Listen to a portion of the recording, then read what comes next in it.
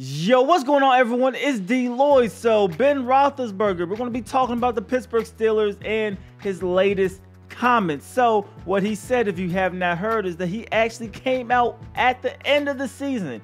And Ben Roethlisberger has said that, yes, the LeVeon Bell situation was actually a distraction, and it was a distraction that hurt the Pittsburgh Steelers this season. It's something that I definitely want to talk about because there's a lot of drama going on with the Pittsburgh Steelers, but I think people are looking at it all the wrong way, and you can't focus in on one specific incident because there's plenty of them that all added up to the Steelers not making the playoffs with a 9-6-1 record. Pittsburgh started off the year slowly. That tie against the Cleveland Browns ended up costing them a chance of making the playoffs. If they win that game, they're in the playoffs right now. You also look at LeVeon Bell. Of course, we thought he was going to show up maybe early in the season. That didn't happen. Then we thought he'll show up during the bye. That did not happen. So you end up going the entire year without LeVeon Bell. My opinion, your best overall player. He is no longer there. It looks like he's not even going to come back at the end of the year because the Pittsburgh Steelers did not want to pay the guy. It comes down to that he was ready to come back. He wanted to come back. As much as people want to say LeVeon Bell is selfish or whatnot, he's looking out for his best interest in his career. The Steelers are doing the exact same thing. Teams do this all the time. They wanted to prove a point. They did not sign LeVeon Bell, and you end up losing some extra games because of that. There are games that, yes, if you had LeVeon Bell, you would have won those games. But the biggest issue really wasn't the play of James Conner, the backup to LeVeon Bell, who had a great season and people could argue was more productive than LeVeon Bell in some of his seasons. But the psyche of not having LeVeon Bell there also cost the Steelers some games.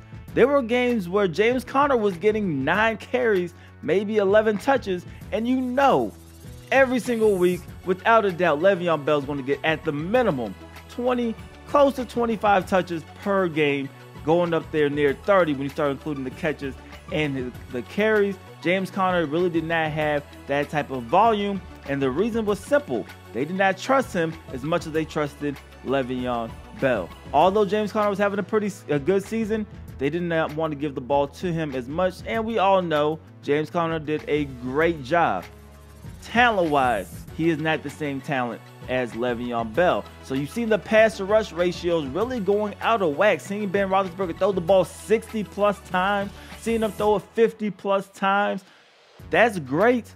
But you have another running back that was more than capable of doing that. And I think that's also going to come down to the coach deciding not to actually run it. Now, I don't know who was ultimately making those decisions as to what that ratio was going to be, but that is not going to be a good look on Mike Tomlin at all. So I think that was a major issue. Ben Roethlisberger turning the football over, I think that was also another major issue because there were games that they also could have won if there wasn't some red zone turnovers. I think that is the issue. The defense wasn't there.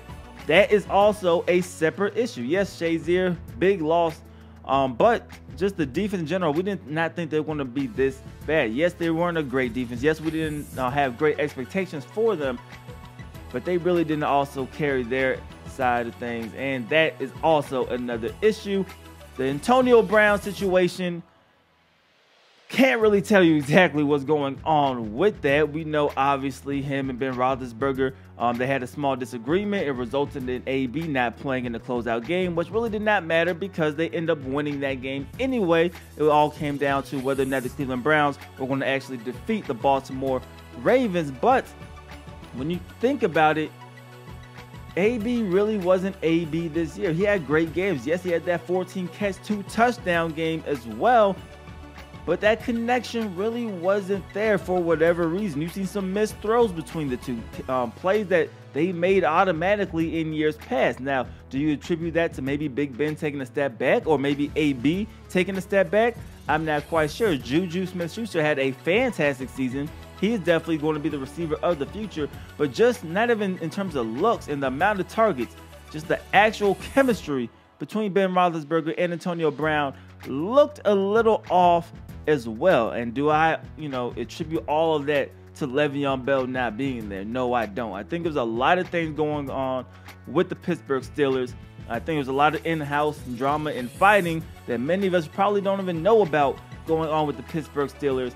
And I just think all of that accumulated to the Steelers, although being one of the most talented teams in the league, the result of them not making the playoffs. So no, I don't agree with Ben Roethlisberger specifically saying that, you know, a lot of it came down to the LeVeon Bell distraction. I think that could be a cop-out. I think a lot of the issues was brought on internally, and there was plenty more that happened besides the LeVeon Bell, although LeVeon Bell did also play a role in them losing a couple of games. But you guys let me know in the comment section below, out of everything I just mentioned, maybe something I didn't mention, what do you think was the biggest reason the Pittsburgh Steelers, despite all of this talent, failed to make the playoffs? You guys let me know how you guys feel about that in the comment section below. I'm definitely interested to see your guys' point of view. That's everything that I have for right now. Make sure you guys go ahead and like the video. Subscribe if you haven't already. It's your boy D Lloyd. I'll see you guys next time. Peace.